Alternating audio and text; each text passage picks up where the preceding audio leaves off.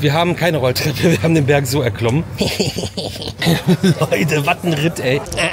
Das ist Demokratie im Freizeitpark. Habt ihr nochmal eine weitere exklusive Information als Vlog-Zuschauer? Ja, das war schlau.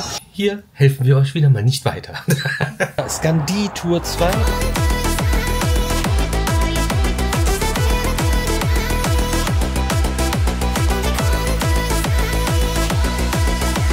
Mahlzeit, herzlich willkommen beim Right to Video Magazin, einem neuen Video unsererseits. Wir sind immer noch in Schweden unterwegs. Hinter uns ist das Hotel, wo es dann jetzt gerade Frühstück gab. Und ja, wieder ganz okay Auswahl. War jetzt nicht das geilste Frühstück von allen, aber ging total klar. Und wir haben unser Zeug gepackt, haben es ins Fahrzeug geschmissen, was sich hier befindet. Und wir fahren jetzt nur eine halbe Stunde nach Kolmården. Und wer jetzt denkt, warum machen die jetzt einen Zoo? Da steht eine der verrücktesten Achterbahnen in Europa, die dringlichst gefahren werden muss und alles andere Spannende aus dem Park und unserem Tag heute, jetzt und hier in diesem Video. Viel Spaß, los geht's.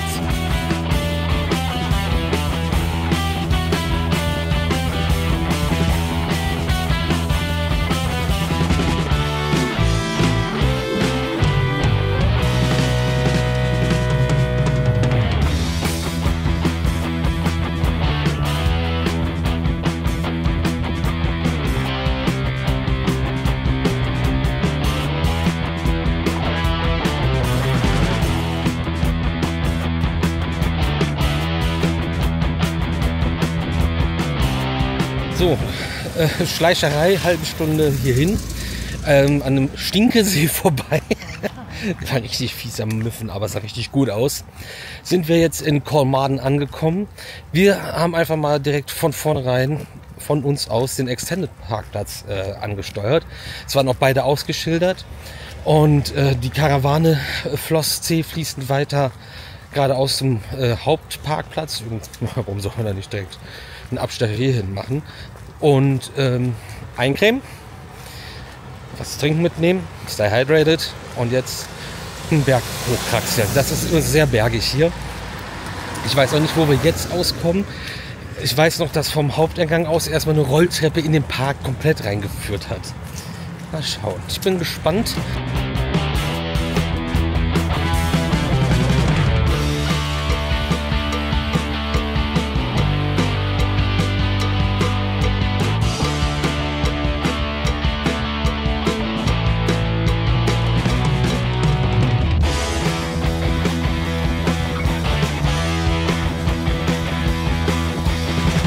Wir haben keine Rolltreppe, wir haben den Berg so erklommen. Und wir müssen uns den Affeneingang merken. Merkt euch das mit, weil wenn wir den nicht nehmen, haben wir ein Problem. Merkt euch das mit. Ihr habt den falschen Ausgang. Ja, wenn wir dann rausgehen und sagen, ja, wir gehen jetzt durch den Haupteingang raus. Nein. Oder ja. Einmal Parkmap gucken, komm, da gönne ich euch einmal den Blick drauf. Und uns auch natürlich. Also wir sind jetzt hier reingegangen. Da ist der Haupteingang. Hier ist die versprochene Rolltreppe. Ich habe keinen Quatsch erzählt. Und hier ist das besprechen wir gleich, weil das ist richtig geil. Aber wir gehen erstmal zu Wildfire. Das ist wichtig für uns. Da dann vielleicht auch mal fürs Protokoll. Wir waren vor 9 Jahren hier. Die Bahn hat, glaube ich, 3 Tage vorher frisch aufgemacht oder irgendwas war. Frisch, neu, ganz neu. Und dann kam es aber in den USA dazu, dass bei den Zylindern, die Bügel verriegeln, es dazu gekommen ist, dass die irgendwie nicht so gut geblockt haben. Irgendwas war mit den Zylindern auf jeden Fall nicht in Ordnung. Das war aber diese eine Charge bei dieser einen Bahn, aber es wurden erstmal instant, vorsorglich, alle weltweit verteilten AMC-Bahnen geschlossen, um zu überprüfen, was ist denn da los, woran liegt das Ganze. Und ja, das fiel genau damit zusammen, wie wir hier waren. Wir sind auf dem Track gelaufen, wir hätten Merch kaufen können. Das ist die Safari, ne? Ja. Jo, müssen wir hier weitergehen. Ja, also so eine kleine Backstage-Tour gab es, die gab es auch in dem Video zu sehen. Fotos auf dem Lift und so. Das war's. Und dann haben wir es echt nicht mehr auf die Kette gekriegt, hier hinzukommen.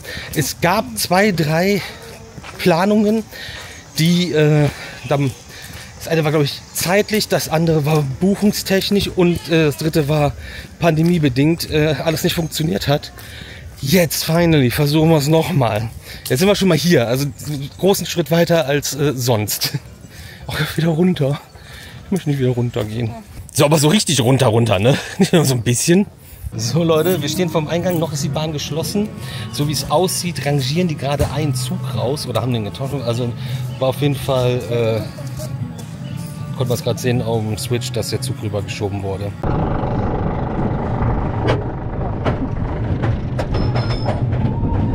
Oh weia. Oh weia.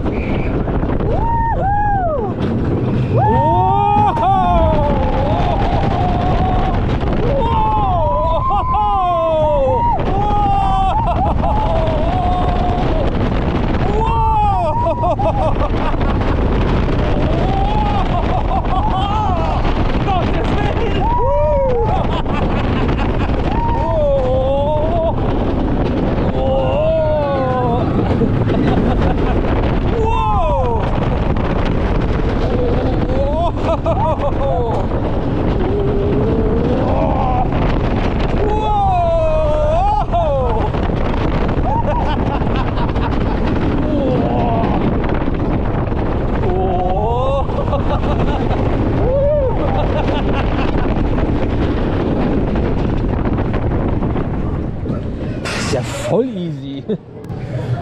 Schönes Ding.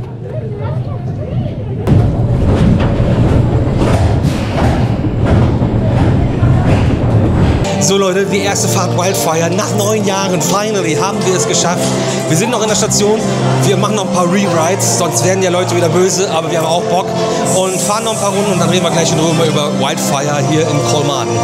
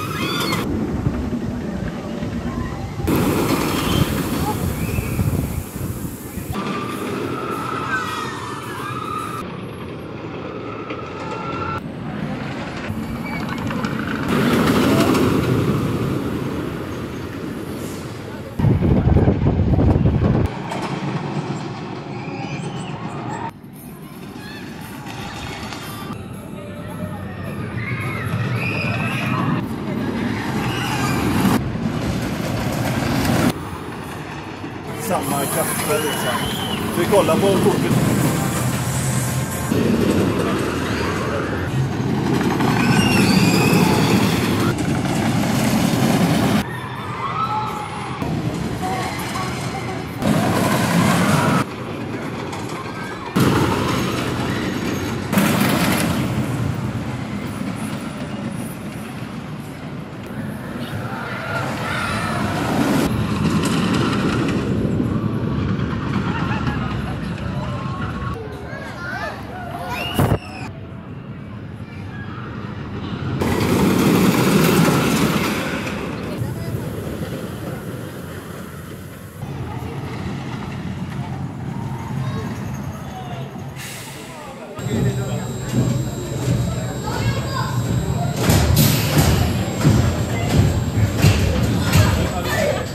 Erstmal sind wir jetzt hier gerade im Shop von Wildfire und der Bro hat was gesehen, was glaube ich noch nie einer von euch gesehen hat. Das krasseste Souvenir ever. Ein Holzkeil. Originales Wildfire-Holz. Nee, das wäre ja sinnvoll. Natürlich nicht.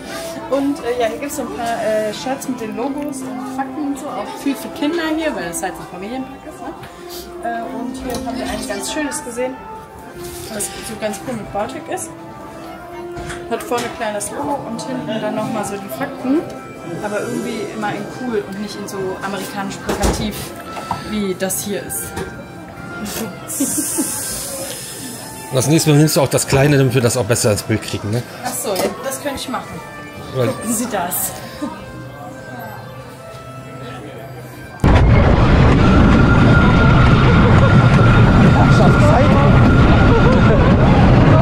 Tschüss!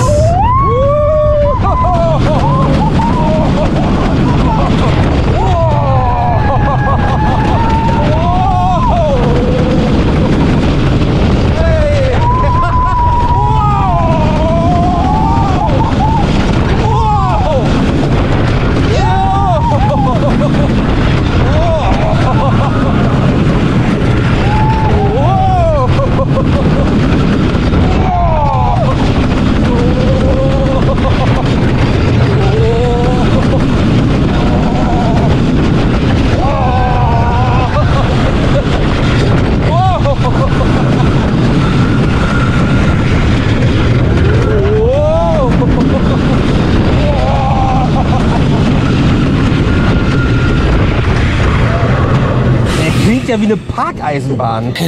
Leute, was ein Ritt, ey. Also wir sind jetzt ein paar Mal gefahren, richtig coole Bahn. Erste Reihe total entspannt, also für eine RMC-Achterbahn. Hinten zieht sich das halt richtig aus dem Sitz raus, Mitte geht auch richtig ab. Die Leute kommen hier teilweise auch gefordert raus und die Leute haben teilweise vorher auch ein bisschen Schiss. RMC, Rocky Mountain Constructions, zu denen gibt es auch ein Video hier auf dem Kanal, ist eine Firma aus den USA, die Achterbahnen umbaut oder auch neu baut und dafür bekannt ist, so Hybrid-Achterbahnen, also eine Mischung aus Stahl und Holz, in total crazy außergewöhnlich zu bauen. Und das ist unter anderem eine davon, die komplett neu gebaut wurde und der sogenannte Topper Track. Ist eher eine Holzachterbahn, weil da ein relativ hoher Holzanteil in der Schiene ist. Im Gesamten vor allem durch viel Stahl auch in den Stützen und sehr viel Stahl als auf der Lauffläche ist das auch eine Hybridbahn, aber nicht unbedingt das, was man als Hybridachterbahn versteht. Egal wie man es bezeichnet, total crazy Ding. In diesem Park, in diesem Setting ist das total geil. Ob das Sinn macht und passt, weiß ich nicht, aber Gröner Lund ist jetzt ein bisschen eng, da passt das nicht hin. Skara Sommerland hätte es vielleicht Sinn gemacht, um da mal ein paar Leute hinzuholen, aber vielleicht kommen da nicht so viele Leute hin, dass man so ein Invest rechtfertigen kann. Die Bahn steht noch, wir haben es geschafft, nach 9 Jahren endlich zu fahren. Richtig geil. Wir sortieren uns kurz, denn wir wollen auf jeden Fall euch ein Einzelreview, ein ausführliches zu der Bahn mitbringen. Das drehen wir hier jetzt vor Ort und müssen dann Aufnahmen von der Bahn noch machen und haben dann noch mehr hier im Park natürlich vor uns. Das ist ein ganz großes Problem bei diesen Gurten, die sehr oft verbaut sind, vor allem bei den AMC-Bahnen und bei den Kräften. Du zerstörst dir damit deine T-Shirts. Danke, AMC. Oh, das ist kacke, ey. Das ist mir schon öfter passiert, das ist Leuten von euch auch schon passiert, habe ich schon gelesen. Ganz kurz, wir haben gerade das Review gedreht. Eine Sache, die kriegen wir jetzt aber nicht mehr irgendwie da rein, zurück. Wir haben vergessen, dass es einen Tunnel gibt, der auch nebelgefüllt ist und ein bisschen so verraucht, verrußt, schwarz, kokelig. Das ist auch ein super cooles Element. Review ist jetzt gedreht, jetzt kommt die Kamera raus für Off-Ride-Shots und in der Zeit kann ja euch mit dem Dolphin hier fahren. Vekoma Junior Coaster mit dem Delfinzug ist hier unterwegs. Haben wir noch gar nicht erwähnt. Ich kann ja mal hier rüber gehen, dann kommt der nämlich jetzt gleich in die Schlussbremse, aber der fährt erstmal hier oben lang. Ich weiß nicht, warum ich da jetzt drüber rede, aber der fuhr gerade. Ja, kaufen Sie jetzt. Ja, aber es ist Vekoma Junior Coaster, immer cool. Aber ich habe immer noch nicht gecheckt, was ist jetzt Junior und was ist Family Coaster. Wo ist der? Ich bin doof. Sieht ja ein bisschen gruselig aus, ne?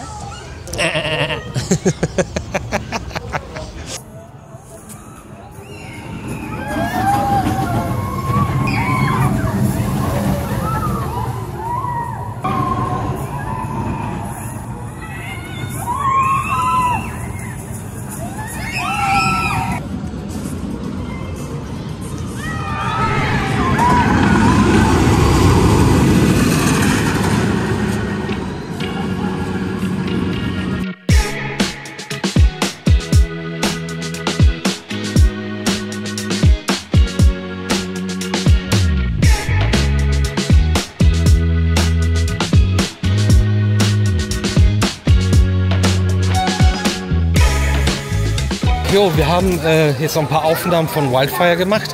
Die haben den zweiten Zug reinrangiert. Die haben auch eben dran gearbeitet und irgendwas muss da wohl gewesen sein. Wir gehen jetzt zur Safari und zwar zur Seilbahn. Und jetzt müssen wir erstmal gucken, weil jetzt wieder alle vorm Eingang stehen. Das ist auch so ein weltweites Phänomen. Vorm Eingang rumstehen ist die absolute Entscheidung, ob man rein oder auch Ausgänge, genauso. Die Firma Doppelmayr, kennt ihr ja von so Sesselliften. Wupp, wupp. Schöne Grüße nach Carmen, also nicht zu Doppelmayr, sondern zu den Doppelmayr Ultras. Die haben schön eine Seilbahn hier gebaut, die mehrfach über Kreuz fährt und das über Tiergehegen, Safari-Gehegen mit wilden Tieren, mit Raubtieren und Ähnlichem. Und 50 bis 60 Minuten sind angeschlagen. Das ist auf jeden Fall mies. Da stellen wir uns jetzt mal an. Wir stehen ja jetzt hier gerade an und kommen jetzt zu einem sehr großen Teil der Warteschlange, der nicht überdacht ist. Das ist sehr praktisch. Gut, dass der Ausgang, wo man nur noch langläuft, auch überdacht ist.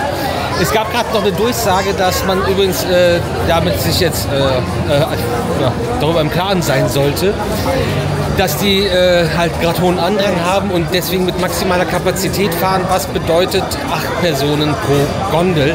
Und wenn man keine 8 Personen ist, dann wird man zu anderen Leuten dazu gesetzt oder bekommt andere Leute zu einem dazu gesetzt, damit das für alle schneller geht. Coole Regel, auch wenn dann der Einzelne natürlich gerne, auch wir, für sich wären und nicht andere dabei haben wollen müssen, aber macht am Ende Sinn für alle, fürs Gemeinwohl. Das ist Demokratie im Freizeitpark.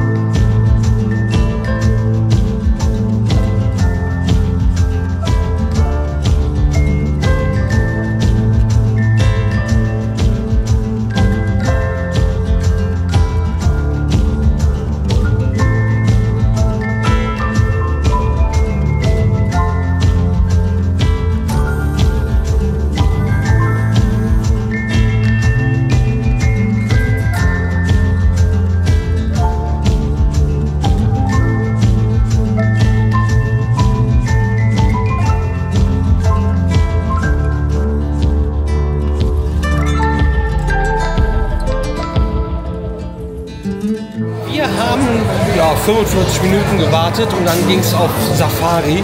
Die Safari mit der Seilbahn, da solltet ihr vielleicht auch vorher euch drüber im Klaren sein, bevor ihr da reinrennt, geht eine halbe Stunde. Wir haben nicht jetzt mal auf die Uhr geguckt. Sehr entschleunigend, sehr schön. Man kriegt auch dabei was erzählt. Und man kann zwischen Finnisch, Schwedisch und Englisch wählen. Und haben wir uns doch für Englisch entschieden. Mein Finnisch ist ein bisschen, naja, nicht so, also mein Schwedisch ist besser, aber das habe ich auch nicht. Man steht schon bis draußen. Ich weiß nicht, ob man vielleicht mal die Extended Queue aufmachen sollte. Ja, und super cool. Ne? Das ist ja wirklich einfach wunderschön und gut gemacht. Und ja, riesige Gehege, wo die Tiere drin sind. Und halt, du bist mittendrin, trotzdem mit dem nötigen Abstand. Und alles ist so ein bisschen ruhiger. Das war schon sehr cool. Ich weiß, Zoos, wildes Thema, kann man sich drüber streiten, gibt viele Argumente und wir können das mit unseren Gewissen vereinbaren, solche Einrichtungen wie diese hier zu besuchen.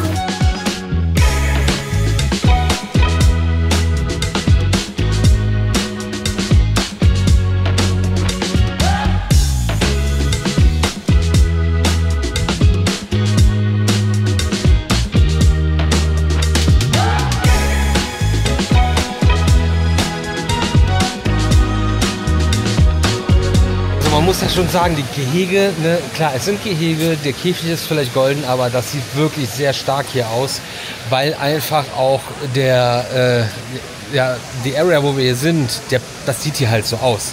Das ist einfach die Natur hier und das Ding ist hier in den Berg reingezimmert und ein bisschen angepasst. Das macht natürlich schon einiges her und es ist alles sehr groß und hübsch, aber es ist echt hart überlaufen heute und sehr, sehr voll und also es ist kein entspannter Zoobesuch, ne, wo du schlenderst, stehen bleibst, guckst, weil du kannst ja jetzt nicht hier entspannt irgendwie gucken, wenn du dich erstmal boxen musst, um überhaupt irgendwo ranzukommen.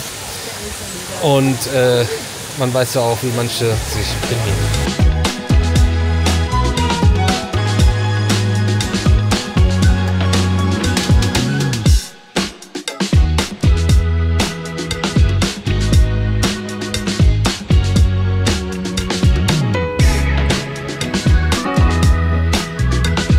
Hier gibt es übrigens dann noch einen zweiten größeren Freizeitparkteil in Kolmården und da befindet sich dann noch eine Sierra Force Coaster, Oldtimer-Bahn, Flugkarussell, also ein bisschen mehr noch ganz neu dieses Jahr hier, das sieht man gar nicht, riesiger, kunterbunter Spielplatz, aber wir können da jetzt auch nicht überall draufknallen halten und wir kommen auch nicht durch. Wir haben die Rides schon mal gezeigt in einem vergangenen Video hier aus dem Park. Wir gehen weiter eine Runde und gucken noch ein bisschen, was man so gucken kann, wo man rankommt und sehen uns gleich wieder.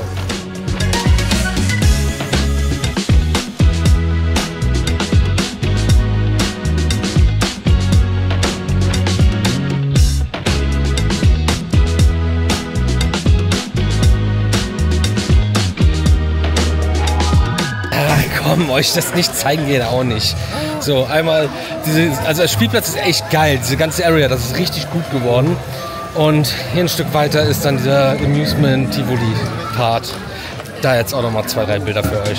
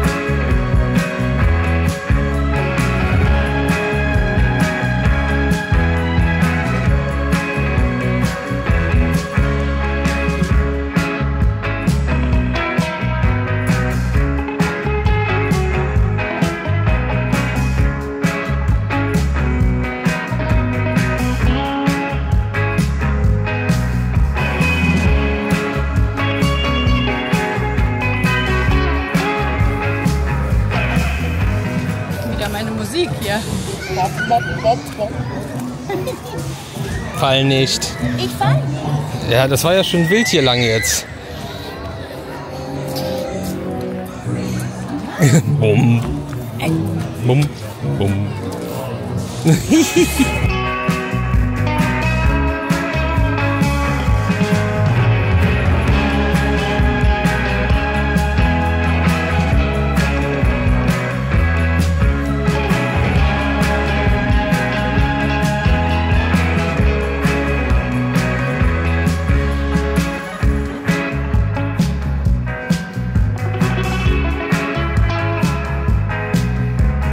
Alter Schwede, hier ist, also alter Schwede im wahrsten Sinne des Wortes, Chaos und Anarchie.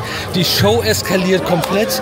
Die haben eine Crowd, das sieht ja aus wie in der Wuhlheide, wenn irgendwie Feine Sahne da jetzt ihre Show spielen. Auf dem Kletterdings da, also davor ist ja so ein Deko-Totenkopf. Der ist nicht zum Klettern gedacht. Da klettern sie drauf rum. Das ist, glaube ich, auch nicht so vorgesehen. Dann wird wieder irgendwas hässlich gebaut irgendwann in Zukunft. Da wird das nicht mehr passiert. Heieiei, hier drehen alle frei. Und dabei werden dann diese 1 Meter hohen Pringles-Dosen geöffnet. Da sind die Mini-Dosen drin. Das haben wir jetzt auch mal links gesehen. Es wäre geil, wenn er so groß wäre. Ja, einer. Wie so ein Fladenbrot groß. Ey, Leute, das ist auf jeden Fall crazy gerade hier. Ja, also muss man wollen. Wir haben zum Glück die beiden anderen Counts, weil da ist nämlich auch Rambazamba. Aber dafür hatten wir dann 3 Fahrten Walk-on. Aber danach wurde es auch voll. Dann kamen die Leute. Also dann war auch... dann haben sie auch den zweiten Zug wieder reinrangiert, den haben sie ja da zusammengefrickelt. Und das habe ich im Vlog, nein, das habe ich im Review nicht erzählt, aber das kann ich jetzt hier im Vlog erzählen. Habt ihr nochmal eine weitere exklusive Information als Vlog-Zuschauer. Von den Topper-Track von AMC gibt es nur 4. Alle 4 wurden hier auf dem Kanal schon gezeigt, denn von uns gefahren. Outlaw Run, Lightning Rod, Wildfire und Goliath. Goliath wurde noch nicht gesehen zu dem Zeitpunkt, wo dieses Video gerade entsteht. Aber bis dahin haben wir das auch gezeigt. Kommt nämlich nächste Woche das Video zu, hoffentlich. Boah, Longhorn, aber voll die Deppenfrisur.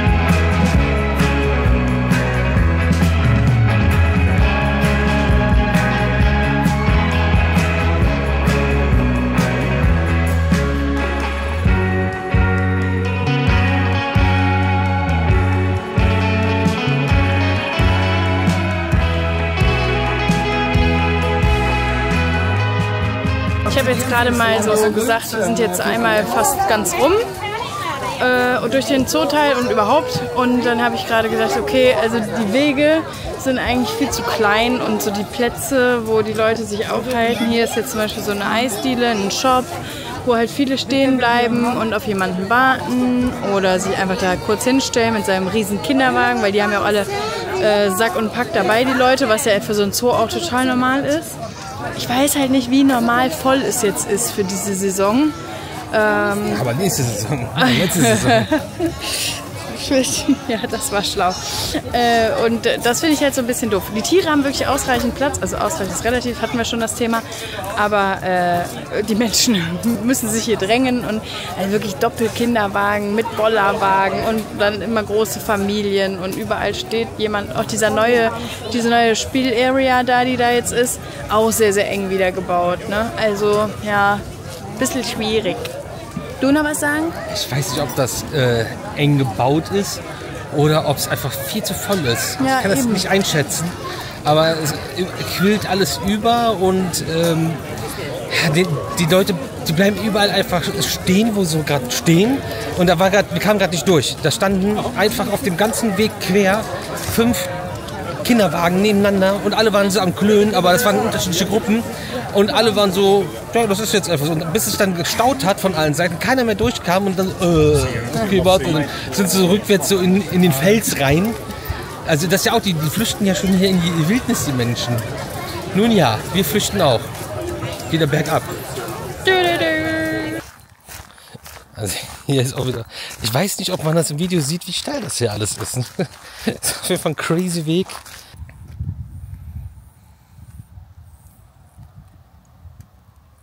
Ich komme extra früh, ich parke extra am Rand, damit ich hier mit der Karre besser rein und rauskomme. Und dann kommen hier 2, machen eine neue Reihe auf, wo kein Parkplatz mehr ist. Warum seid ihr wichtiger als alle anderen? Warum sollt ihr weiter vorne parken, weil ihr als letztes kommt? Jetzt mal ab von wie ich hier stehe, sondern was soll das? Warum meinen manche, die sind wichtiger als alle anderen? Naja, das war schon mal gerade. Also es geht jetzt nicht darum, dass wir hier stehen und die jetzt doof daneben stehen, sondern es geht einfach darum, warum meinen ständig alle Leute oder super viele, sie sind wichtiger als andere. Es ist unglaublich. Ich mag das nicht. Tu doch nicht so, als ob das nötig wäre. Wie bitte? So, 149 Kronen haben wir jetzt fürs Parken gezahlt. Ist das richtig? Schwedische Kronen. Und wir fahren jetzt noch 4 Stunden zum Hotel und fahren aber vorher mal nochmal einen Supermarkt an. Cold Drinks, vielleicht ein kleiner Snack.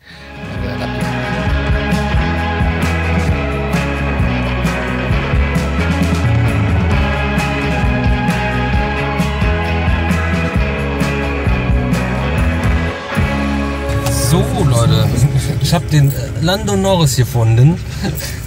Irgendein Kollege, den ich auch noch nicht kenne. Nach was es schmecken soll? Ich habe keine Ahnung.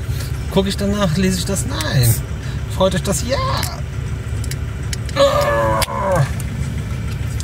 Boah, es ist so gelb wie die Dose. Das ist gut. Der ist natürlich mehrfacher Formel 1 Gewinner. 370 Gramm. Ja. Spaceship. Zero Sugar. Fragmente lesen ist super. Kiwi-mäßig, oder? Ah. Weiter geht's? Weiter geht's mit Rufus Beck im Nacken. Ne, also Rufus Beck, der begleitet uns jetzt hier. Hat jetzt noch ein bisschen was über die Kammer des Schreckens. Und ich fahre jetzt mal aus dem Loch raus. Sind das geile Abfahrten oder sind das geile Abfahrten, wo wir runterfahren?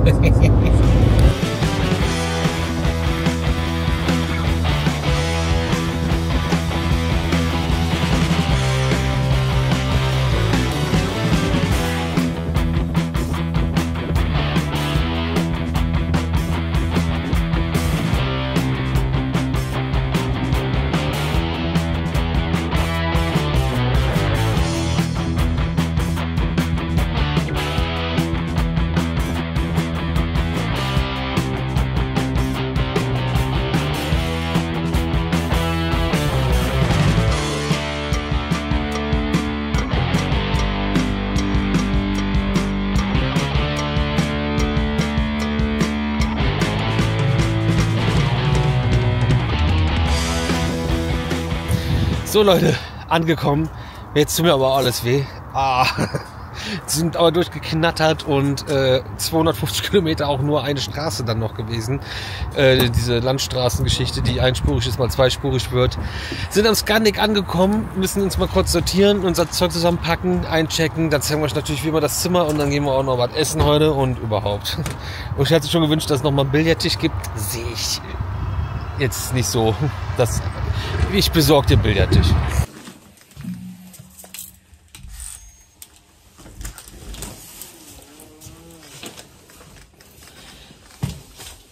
Als ob ich es schon mal gesehen hätte.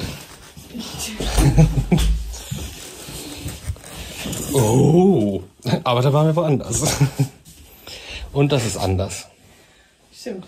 So Leute, wir haben eingecheckt und so habt ihr gerade gesehen, ich habe dieses Getränk mitgebracht und ich weiß nicht, nach was es schmecken soll, aber es ist irgendwie so ein Ding hier in Schweden. Es gibt es hier unten auch in der Lobby zu kaufen, dann in dem Automaten. Das ist der wackeligste Tisch, den ich je gesehen habe. Sehr schön. Kannst du nicht definieren. Ich glaube, das ist... Von der Idee ist das, glaube ich, nah dran.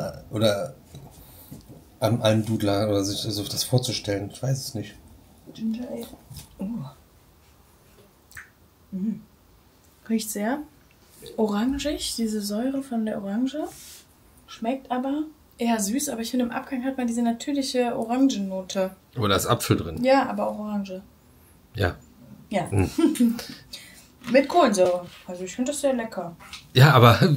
Aber anders kann man das jetzt auch irgendwie nicht erklären. Witzigerweise haben wir vorher versucht rauszufinden, also irgendwie zu googeln, nach was schmeckt das denn? Ja, das kann man nicht so beschreiben, das hat so einen eigenen Geschmack. Ja, danke, hat's wirklich. Stimmt.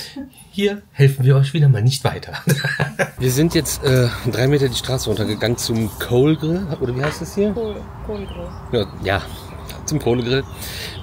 Ist eher ein Imbiss, aber man kann auch draußen sitzen, man könnte draußen sitzen. Er hat aber gerade mit dem Wasserschlauch die jetzt im Schatten befindliche Terrasse abgespritzt, weiß ich nicht. Essen ist bestellt, gibt schon mal ein Salätchen vorweg von der Salatbar und was es gibt, sehen wir gleich auch wieder. So, gegessen. War gut. Geil ist wirklich die Grillen auf Holzkohle. Ich habe nochmal Holzkohle nachgeschippt. Oh, das bin ich aber auch lazy. Nach der actionreichen Achterbahnfahrt auf dem Wildfeuer. Und 4 Stunden hier hinfahren. Und hier sehr cool mit einer Firma, die mal zeigt, was sie machen. Das ist doch schön. Da weiß man genau, worum es hier geht. Wir sind am Hotel natürlich wieder angekommen, war jetzt noch nicht weit. Und hier gibt es so eine kleine Terrasse, die noch dazu gehört, mit schönem Ausblick auf dem Parkplatz. Aber man sitzt draußen auf der Terrasse, bequeme Möbel. Das ist ganz nett. Hier kann man mal kurz etwas 5 Grad sein lassen.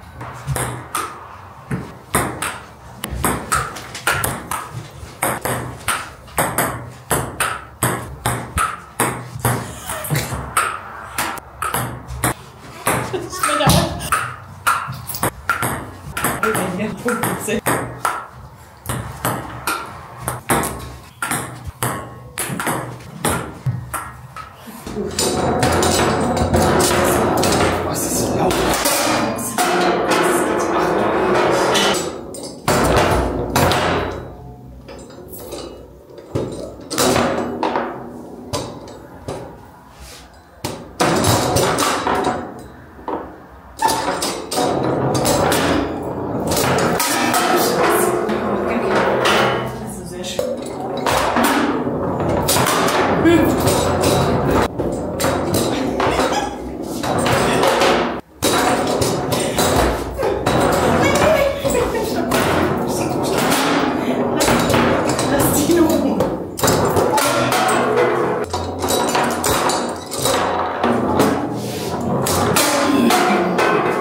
Leute, so erst nach einer ersten Runde Tischtennis und dann ging es hier an Kicker.